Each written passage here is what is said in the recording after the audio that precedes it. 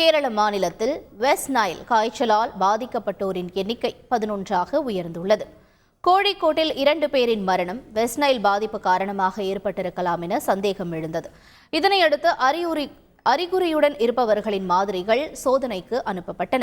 அதில் கோழிக்கோட்டில் 4 பேருக்கும், மலப்புரத்தில் 5 பேருக்கும், திருச்சூரில் 2 பேருக்கும் என 11 பேருக்கு வெஸ்ட் நைல் நோய் இருப்பது கண்டறியப்பட்டுள்ளது.